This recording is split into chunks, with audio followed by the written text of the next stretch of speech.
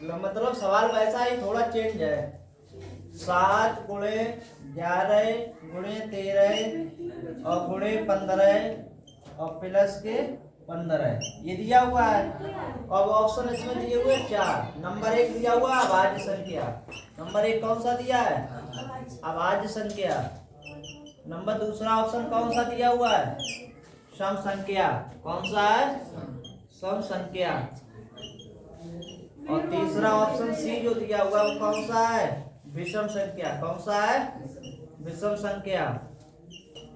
और चौथा option D दिया हुआ है इनमें से कोई सा नहीं। इनमें से कोई नहीं। तो जो मतलब वो है सोल्ड लग लो सर में पता नहीं ये नया वाला है सोल्ड। देखो यहाँ पे सबसे पहले तुम्हें बताना है इसमें 7 गुणे 11 गुणे 13 गुणे 15 प्लस 15। इसमें आपको ये बताना है ये संख्या भाज्य संख्या है या सम संख्या है, विषम संख्या है, तो इनमें से कोई सा नहीं। तो कैसे बताओगे? तुमने हाई स्कूल में एक किताब में सवाल पढ़ा था 7 गुणे 11 गुणे 13 गुणे 15 प्लस 15 भाज्य है क्यों? ये तो पढ़ा था। लेकिन इसने इसमें क्या कर दिया? घुमा दिया। इसमें तुम्हें क्या करना है? इसमें क्या तुम्हें ये बताना है कि भाज्य है या सम संख्या या विषम संख्या, इनमें से कोई सा, ये तुम्हें बताना है। ठीक है? तो कैसे बताओगे? सोच के बताओ कैसे बताओगे। क्या करना पड़ेगा इस सवाल में? घोड़ा करना पड़ेगा। ऐसे क्या नहीं कर सकते हैं। तो देखो सबसे पहले सवाल में क्या करेंगे? नीचे लिख लो 7 गुणे 11 गुणे 13 गुणे 15 और प्लस के 15। देखो इसमें कुछ कॉमन मिल रहा है। 15 मिल रहे हैं तो यहाँ पे 15 कॉमन ले लो। तो यहाँ कितना है? 7 गुणे 11 गुणे 13 और 15 की जगह पे 1 आ जाएगा और यहाँ पे गुणे का 1 आ गया और प्लस का 1 आ जाएगा। ठीक है? इतना आ गया। अब इनके गुणा कर दो सबके।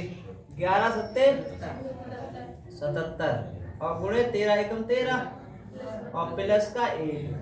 अब यहाँ पे इसमें गुणा कर दो 15 13 सत्ते 91 हासिल लगी 9 13 सत्ते 91 91 9 91 9 कितने थे? 100 होते हैं। अब यहाँ पे कितना हो गया?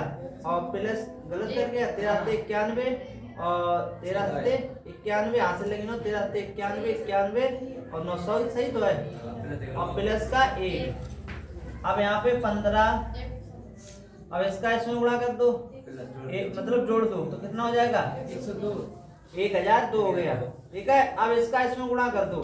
देखो यहीं से पता चला 15 दूनी 30 15 दूनी 30 तो यहाँ पे गुणा कर दे इधर। देखो 15 दूनी 30 30 की मतलब 30 30 ही लिखा जाएगा। एक जीरो ये लगा दिया 15 एकम 15। तो देखो पीछे कई संख्या ये आई बताओ सम संख्या ही विषम आई? सम आई। तो हमारा ऑप्शन कौन सा सही होगा? ये वाला। एक बार फिर समझ लो। जैसे ये संख्या सवाल ये हुआ 7 गुणे 11 गुणे 13 गुणे 15 प्लस के 15। तो सबसे पहले क्या करेंगे? इसमें से कॉमन ले लेंगे। जो कॉमन मिलेगा उसको कॉमन ले लेंगे। तो 15 कॉमन मिल रहा है तो 15 ले लिया बाहर। तो यहाँ 7 बचा हुआ, यहाँ 11 बचा हुआ, यहाँ 13 जहाँ पे 15 वहाँ पे 1 आ जाएगा प्लस का भी 1 हो जाएगा। अब 7 का 11 13 का गुणा करेंगे तो 11 सत्ते 77 गुणे 13 प्लस का 1। 13 का गुणा 77 में करेंगे 1000 1 आ जाएगा प्लस का 1। 1001 में 1 जोड़ देंगे कितना हो जाएगा? 1002। अब 1002 में गुणा करेंगे 15 का तो हमारा कितना हो जाएगा? 15 दूनी 30 ये हो जाएगा। आ जाओ और 15 एकम 15 तो ये हमारा इतना आ गया। अब यहाँ पे देखो ये सम संख्या है या विषम संख्या है? सम संख्या। सम संख्या कौन सी होती है? जिसके लास्ट में मतलब 0 2 4 6 8 लगी वो संख्या कौन सी होती है? सम संख्या। तो ये हमारी कैसी संख्या है? सम संख्या। तो ऑप्शन हमारा कौन सा नंबर वाला सही हो जाएगा? बी। उतार लो नीचे वाला उतार लो ऊपर वाला मत उतारना। कहाँ लगाया? सम संख्या में लगाया। आवाज नहीं लगाया।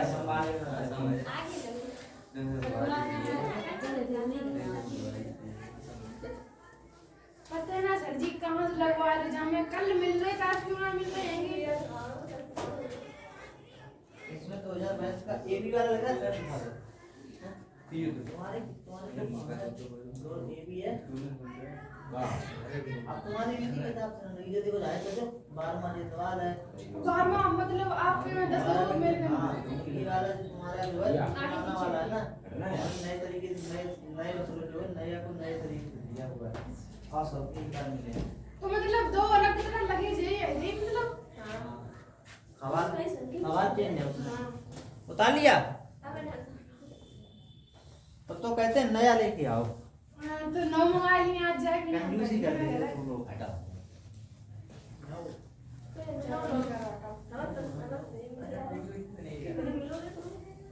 हाँ मतलब सर ऐसी बनी वीडियो कैसी वीडियो है हाँ पुराना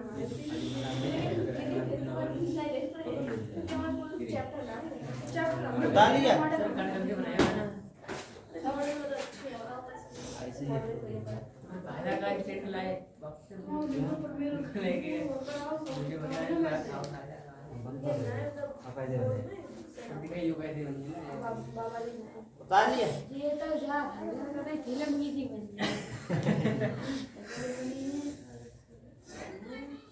सर हैंडल डायरेक्टर 11वां सवाल लगेगा हमें। यदि अल्फा और बीटा बहुपद x square plus 5x plus 8 के मूल है तो अल्फा प्लस बीटा का मान होगा। ये कौन कौन लगा लेगा बताओ सवाल।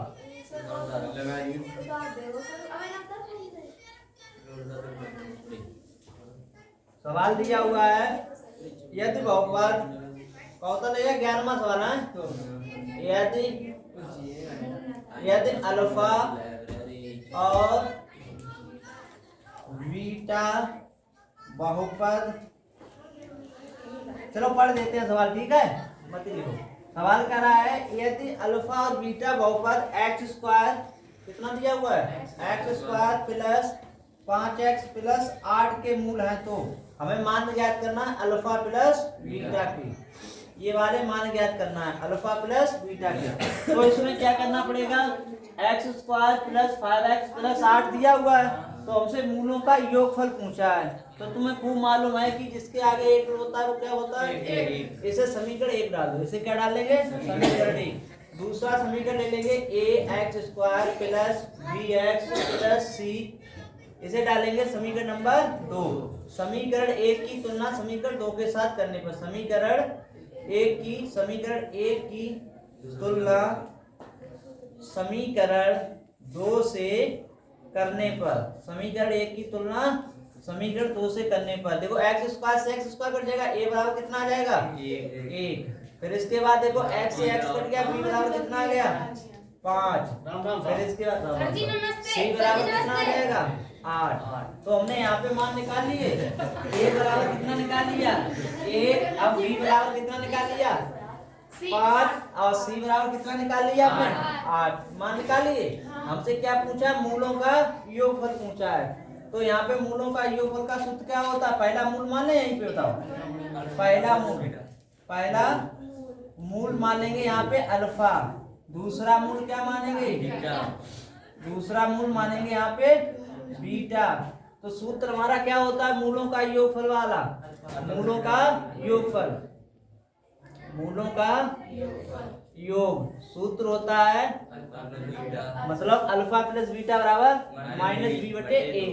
तो यहाँ पे हो जाएगा अल्फा प्लस बीटा बराबर माइनस बी बटे, इसी में मान लगा दो अल्फा प्लस बीटा का मान निकल आएगा। देखो माइनस लगा माइनस बी का मान कितना दिया हुआ है बी का मान 5 है, ये लगाते ए का मान कितना 1 है, 1 लगा दे तो आंसर कितना आ गया हमारा -5 बटा 1 आ गया अल्फा प्लस बीटा का मान। उतार लो आंसर आ रहा है माइनस का कितना आ रहा है 5। ऑप्शन नंबर हमारा बी जो है क्लियर है, सही है।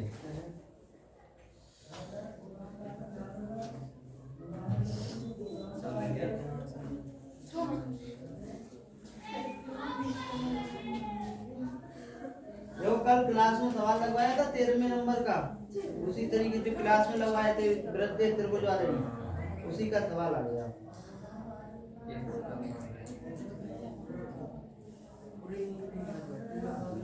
पेन दो ना दूसरा पेन दे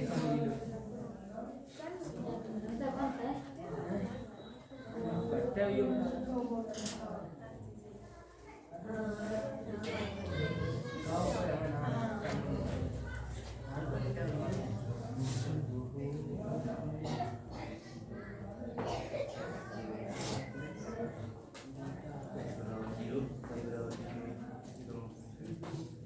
समझ में आया ये वाला सवाल? अगर समझ में आया तो बता, दोबारा समझाएं। सर मैं समझ लूंगा।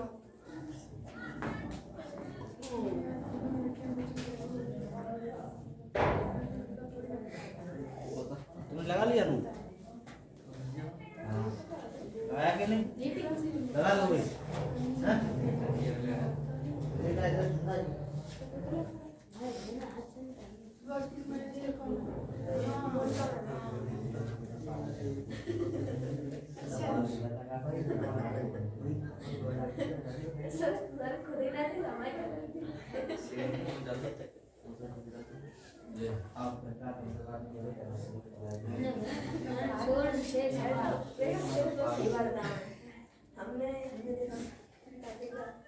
हमने जाको मान हमने 24 मतलब गलत निकली जो निकल 24 निकले जाको मान और आने के बाद 2.5 अवसर हम रूमा लगा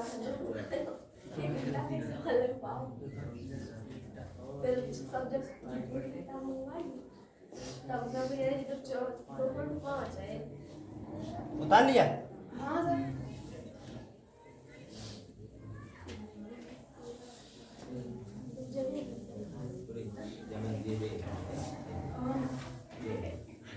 देखो अगला सवाल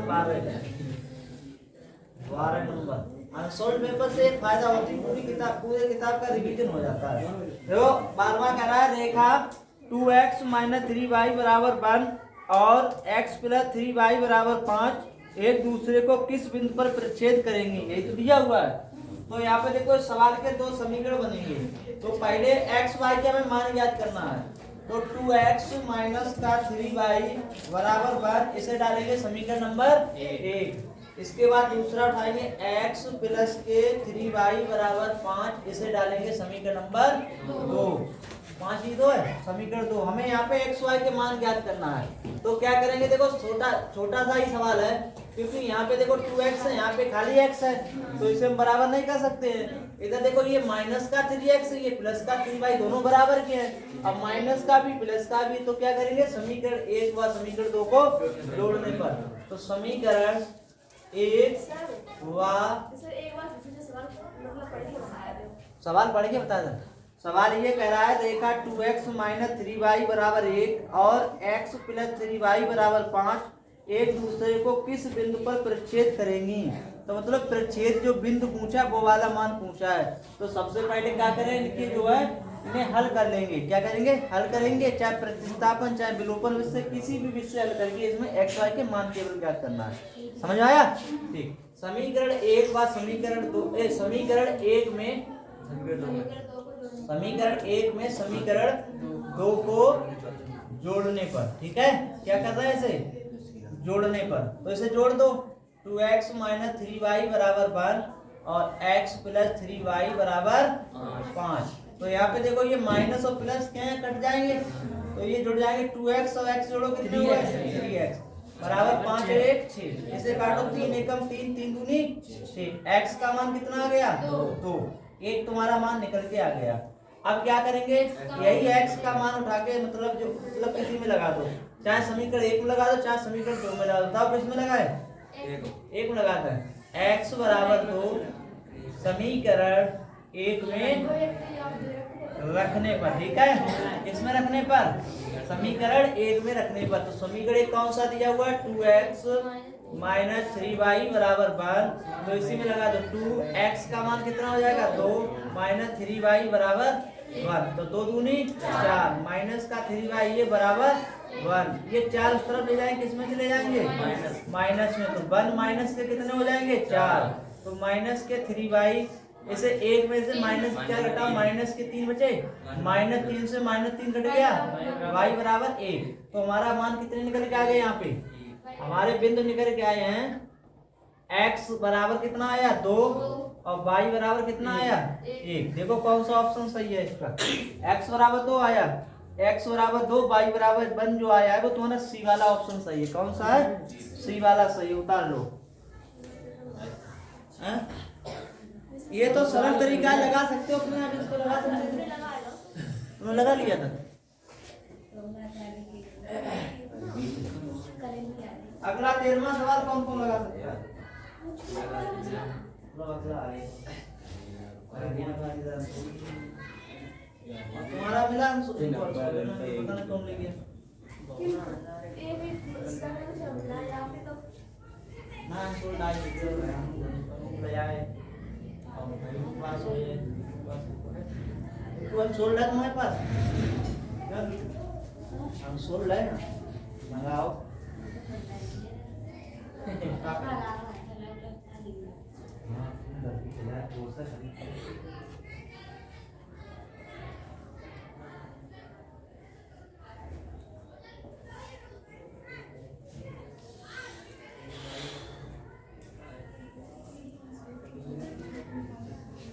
और जितने भी आंसर जितने भी क्वेश्चन सोल्व के यहाँ लगवा दें उसके घर पे एक बार जरूर रिवीजन करो घर आके, क्योंकि रिवीजन करने से ये होता है कि आपको जो है चैप्टर जो भी कंसेप्ट होगा तुम्हारा चैप्टर का क्लियर हो जाएगा।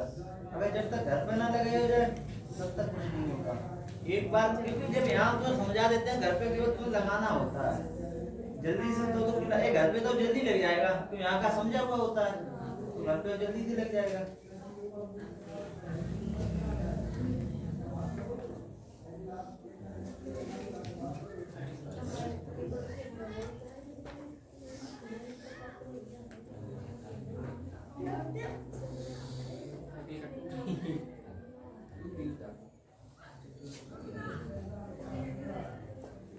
उतार लिया?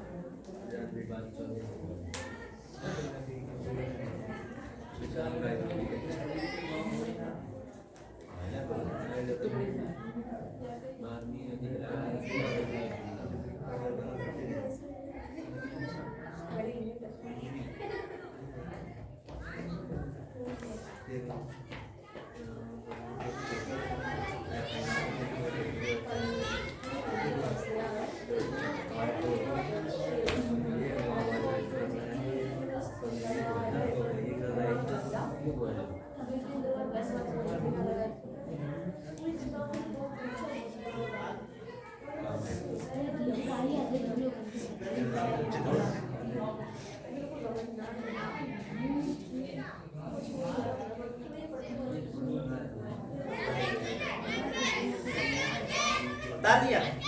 चलो अगला सवाल देखो। अनसोल्ड हमने कहाँ रख दिया? का अनसोल्ड पेपर।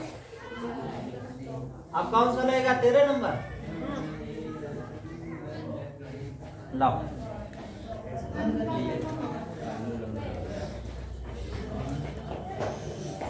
देखो 13 नंबर सवाल जो दिया हुआ है उसमें चित्र बना हुआ है, उसमें ये कहा गया यदि DE समांतर BC है तो x का मान ज्ञात कीजिए। यदि DE समांतर BC है, BC है तो x का मान ज्ञात करना है। किसका मान ज्ञात करना है? x का मान। तो यहाँ पे सबसे पहले इसका चित्र बना लो। ये क्या है? त्रिभुज है।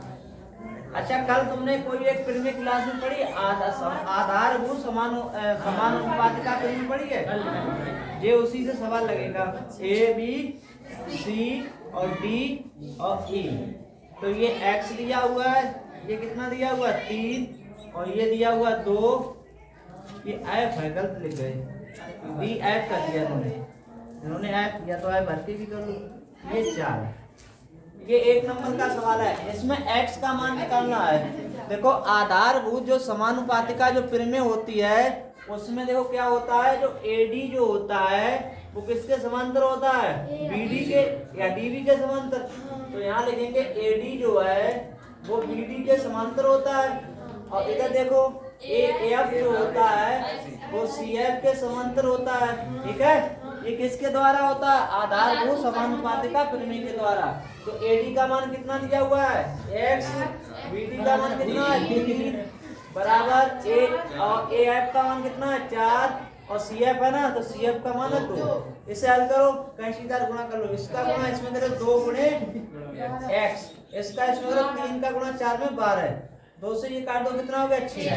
x का मान कितना हो गया? 6। तो कौन सा ऑप्शन तुम्हारा सही है? 13वें का A सही है, 6 सेंटीमीटर। ठीक है।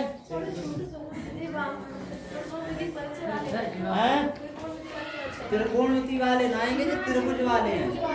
त्रिभुज का ये त्रिभुज के पहले ही प्रश्नावली के पहले ही नंबर वाले सवाल हैं। वही बताया थे। हाँ बिल्कुल है ना। हाँ बहुत बिल्कुल है। एक सवाल है।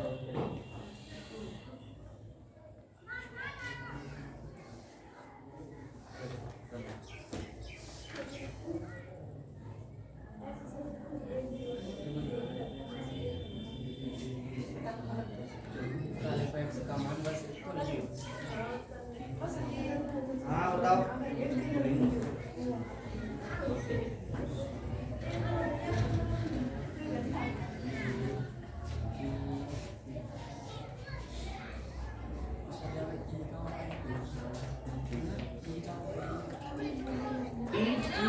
ऐप दे दी मुझे, नहीं दी है। ऐप लिखा तो है करके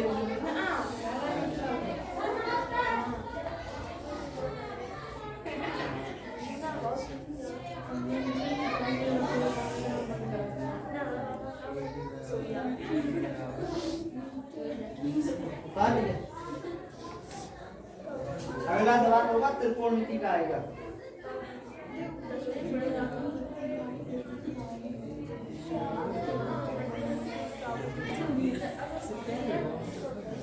क्या समझ नहीं है? एडी बराबर देखो एडी एडी समांतर बीडी एडी समांतर जानिए और ए एफ हम गलत उतार रहे हैं। अच्छा तुम गलत उतार रहे हो। सही है उतार ली।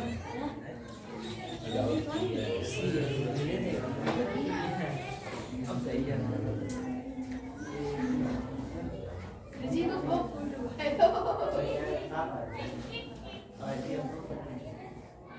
आपने सच्ची में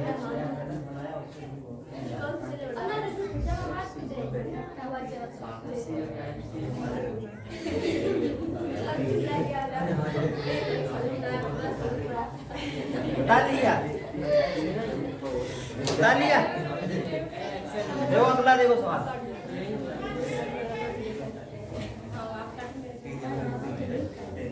अगला सवाल है 14 नंबर। कौन सा? 14 कह रहा है यदि 2 sin 2 थीटा बराबर √3 दिया हुआ है, ठीक है?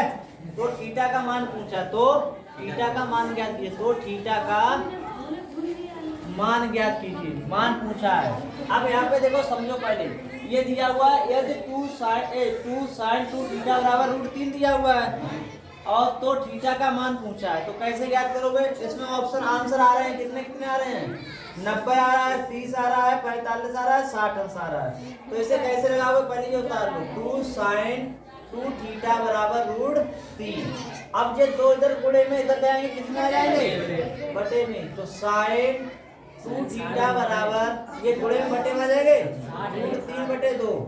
अच्छा ये बताओ साइन जो हमारी सारणी होती है उसमें साइन के पदों में ये बताओ √3/2 किसका मान होता है? साइन 60 का होता है। तो इसकी जगह पे साइन 60 नहीं लिख सकते हैं? साइन 60। अब यहाँ देखो साइन से साइन हट जाएगा तो क्या बचेगा? 2 थीटा बराबर 60। 2 से ये काट दिया, कितना आ गया? 30। तो थीटा का मान कितना आ गया? 30। आंसर तुम्हारा आया 30 अंश। ऑप्शन नंबर तुम्हारा जो सही है वो बी नंबर है, 30 अंश। ठीक है, उतार दो।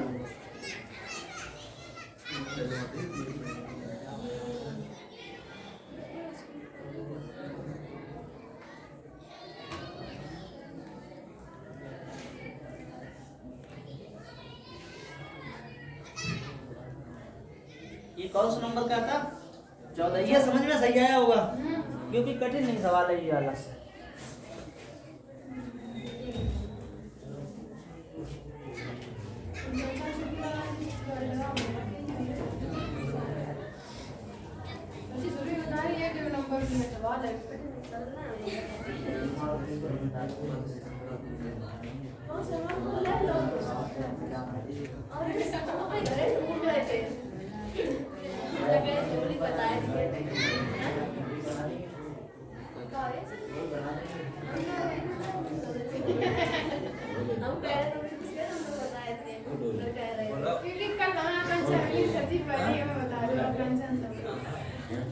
बता लिया? बता दें? अगला देखो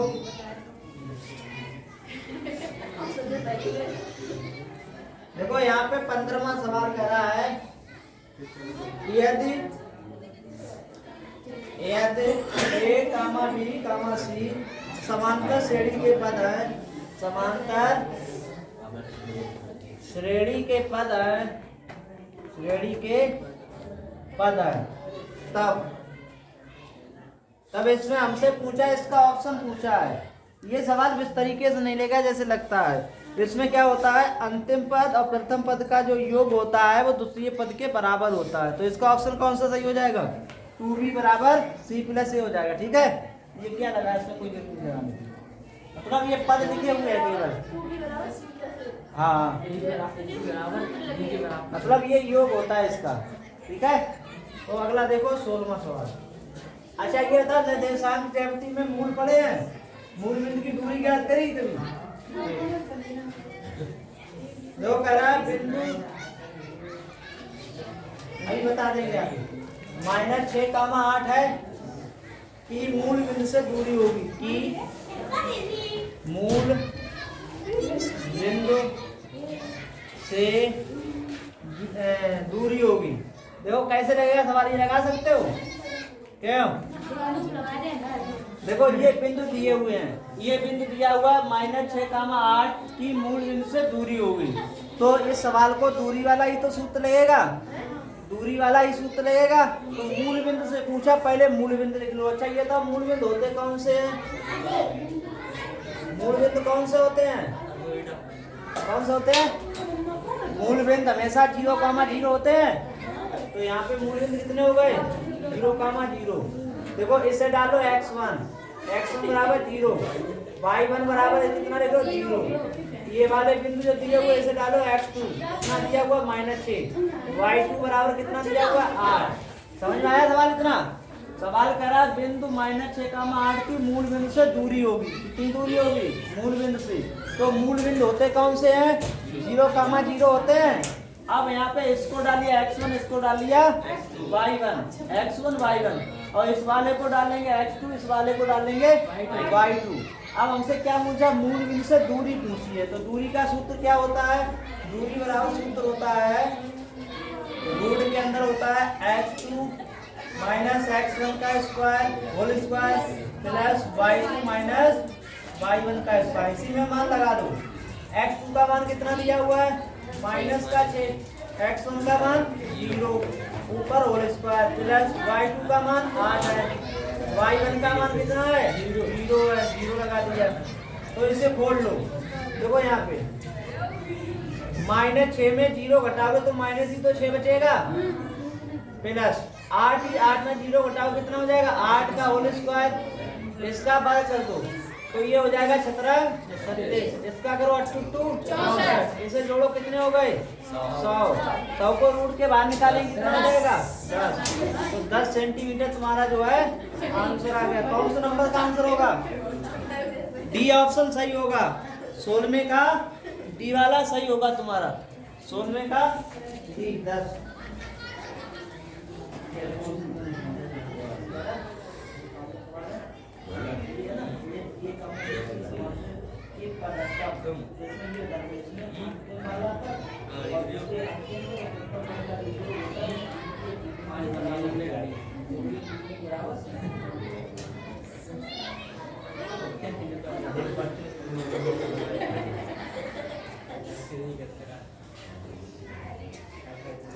सही था।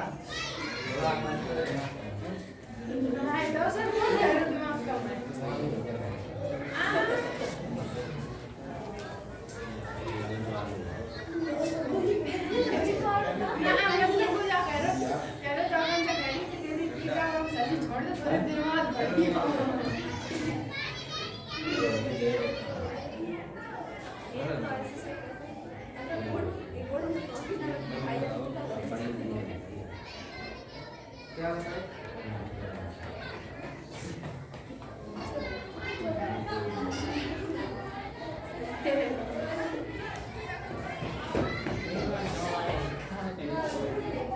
17वें में ये सवाल जो चित्र बनाऊंगा ये गलत दिया हुआ है।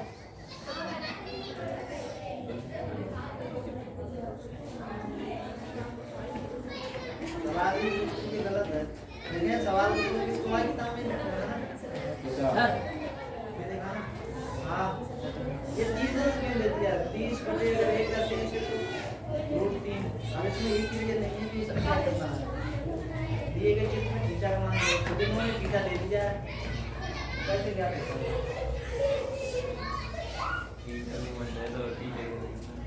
आंसर भी दे देंगे, 60 अंक दे रहे हैं इसका आंसर।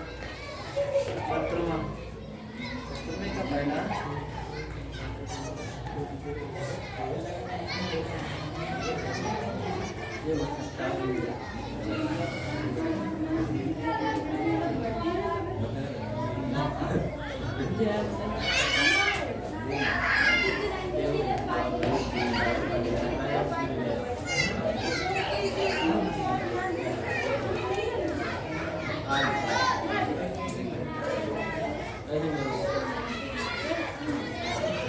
लगा लिया।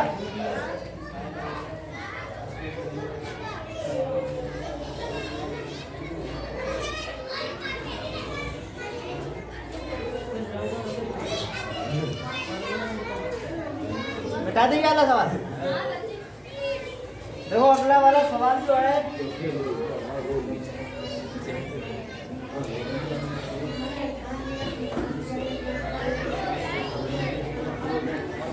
देखो 17 नंबर सवाल।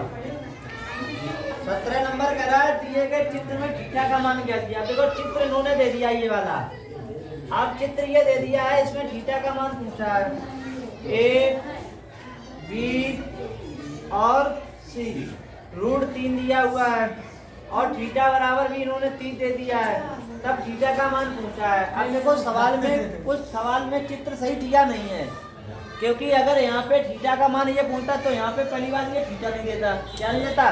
थीटा नहीं देता। यहाँ पे कुछ और है, साथ में √3 मान दिया हुआ है, साथ में मान और कुछ देता, चाहे आधा दे देता चाहे कर दे देता, तब तो हम निकाल देते यहाँ पे। तब क्या होता? तब हम निकाल देते। एक तरीके से और निकल सकता है, जैसे मान लिया ये, लेकिन नहीं निकलेगा, क्योंकि इसमें अगर हम tan का सूत्र बनाएंगे तो tan 60 का मान होता है अगर यहाँ पे ये हटा दें, थीटा का मान हटा दें, अगर आप निकालें तो देखो tan 60 का एक tan थीटा का सूत्र क्या होता है? लंब बटे आधार। लंब बटे आधार होता है, तो आधार को मान ले 1, ये मान ले कितना दिया 1, तो ये लंब बटे आधार tan का ही तो होता है, तो tan थीटा निकालना है और लंब बटे आधार, लंब का मान √3 बटे 1 लिख लिया। अब ये देखो थीटा में, तो यार √3 बटे 1 मान tan में किसका होता है? tan 60 का होता है, तो यहाँ पे tan 60, तो tan से tan हट जाएगा, थीटा का कितना आ जाएगा? 60 अंश आएगा। कब आएगा? जब चित्र में यहाँ पे 1 दिया हुआ हो। कितना दिया हुआ हो? 1 यहाँ पे दिया हुआ हो, यहाँ पे थीटा ना हो। जैसे इन्होंने 30 अंश दे दिया, वहाँ पे 30 अंश ना हो और नीचे कितना हो? 1। तो सवाल को संशोधन करके अपने आप लगा लो इसे। देखो थीटा मतलब यहाँ पे बनाना, उसमें 30 दिया हुआ मान आंसर पेपर 30 मत लिखना, √3 लिख लेना, नीचे 1 लिख लेना, ठीक है? आप लगाओ फिर वो जेबीसी में। अच्छा 30 कटे हटाइए ना सर। हाँ वो 30 हटा दो बिल्कुल, क्योंकि उसमें गलत दिया हुआ है। और सर जी 10 मान लगा देता हूं थीटा। हमें थीटा का मान निकालना है ना। लगाओ ना, हमें लगा तो दिया है, सवाल संशोधन कर दिया, क्योंकि उसमें चित्र में ये वाला गलत बना हुआ है। इसका चित्र जो है गलत बना हुआ है, जो BC का मान वो 1 होना चाहिए और थीटा जो 30 है वहाँ पे 30 अंश लिखा, वहाँ पे थीटा होना चाहिए था।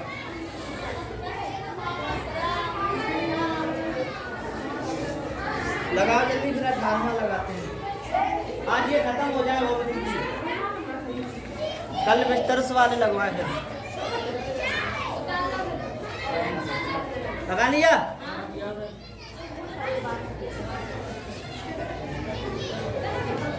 अगला है, अगला व्रत में से पूछा है।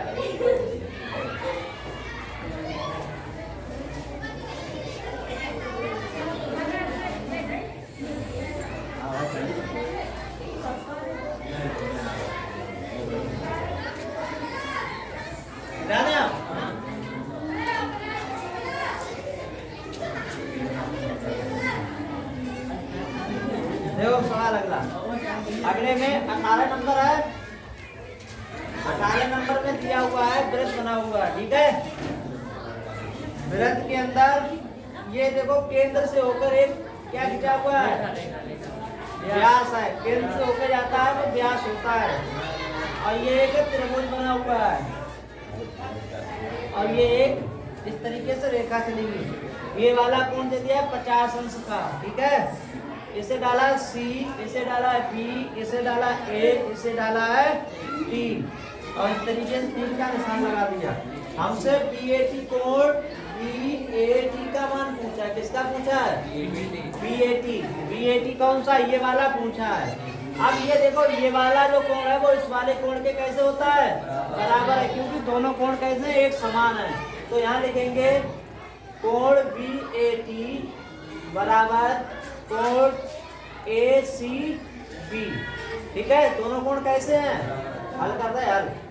दोनों कोण BAT, ये वाला कोण है, ये वाला कोण कैसा है? बराबर है। तो अगर इसका मान 50 अंश का होगा तो इसका भी तो 50 का ही कोण होगा।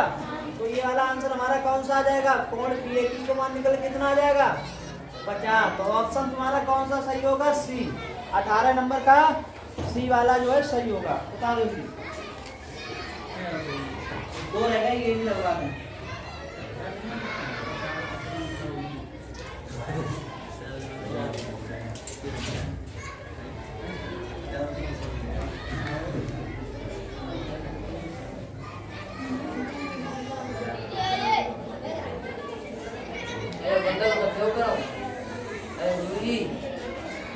लाइन को बुला चलिए।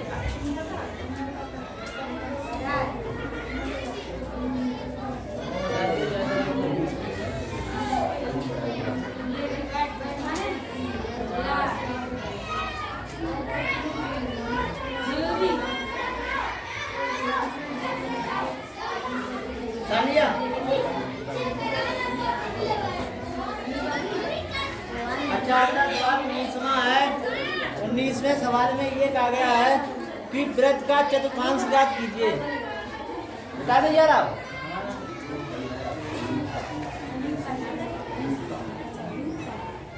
वृत्त के चतुर्थांश की बात करी है। 19वां है, कह रहा है त्रिज्या R के एक वृत्त के चतुर्थांश का क्षेत्रफल, वृत्त के चतुर्थांश का क्षेत्रफल पूछा है। तो देखो किसका क्षेत्रफल पूछा? त्रिज्या कितनी दे रही है? त्रिज्या, सवाल हल कर रहे, ठीक है। सवाल दिया हुआ त्रिज्या R के एक वृत्त के चतुर्थांश का क्षेत्रफल ज्ञात करना, ठीक है। त्रिज्या कितनी दे रही है? R। और वृत्त का क्षेत्रफल का सूत्र क्या होता है? पाई आर स्क्वायर। तो यहाँ पे देखो वृत्त का क्षेत्रफल सूत्र होता है पाई आर स्क्वायर। और चतुर्थांश का पूछा तो कितने का भाग देना पड़ जाएगा? चतुर्थांश है इसलिए 4 का, तो इसमें कितने का भाग लगा देंगे? 4। तो ये चतुर्थांश का क्षेत्रफल आइयो, चतुर्थांश का क्षेत्रफल सूत्र क्या होता है? चतुर्थांश के क्षेत्रफल का पाई आर स्क्वायर बटे 4 लग गया। बताओ कौन सा है तुम्हारा? ऑप्शन नंबर बी सही है। छोटा सवाल है ये।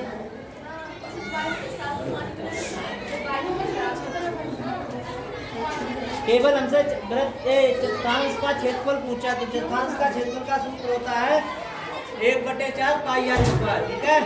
तो इसमें ऑप्शन नंबर तुम्हारा सही हो जाएगा बी वाला। बता लो जल्दी। एक और बच्चा बोल रहा है।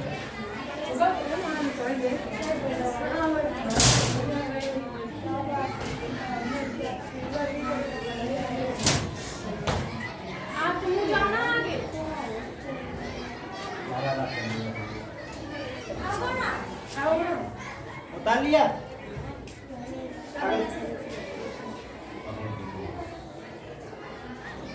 चतुर्थांश का क्षेत्रफल होता है 1/4 पाई आर स्क्वायर। ठीक, अब लास्ट में देखो 20वां सवाल। तो तुम्हारे भौतिक गिनती जो है वो कैसे हो जाएंगे?